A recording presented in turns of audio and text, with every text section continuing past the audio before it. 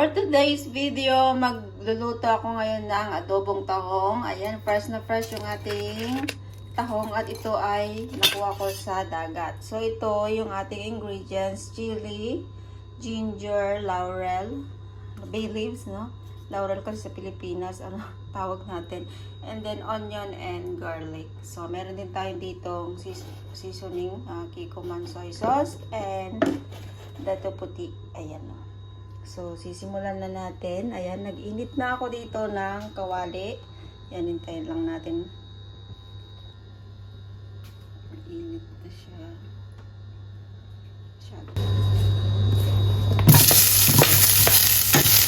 Samahin natin ibisa ang sibuyas.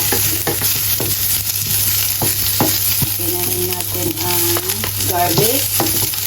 Ayan. Dagan natin ng oil, medyo kulang yung oil natin.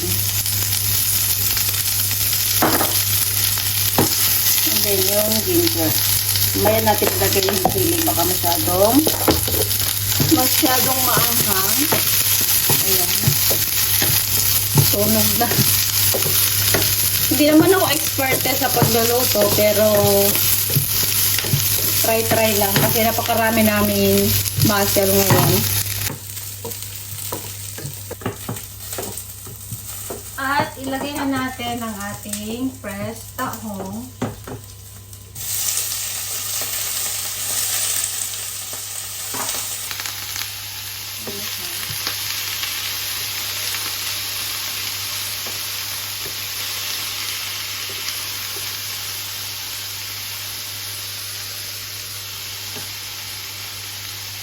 At maglagay na rin tayo ng soy sauce. Pantayin na lang natin.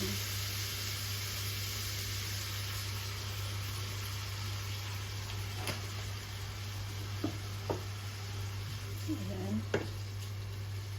Lagay na rin natin ang kaunting vinegar.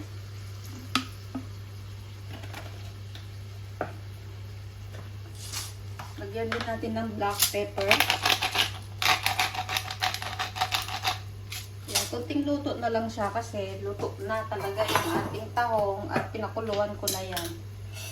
Ayan. Kayo na lang bahala sa lasa. Ayan. Nilagay ko na rin yung chili natin. So, ito na. So, hintayin natin na maging malapot yung sabaw niya.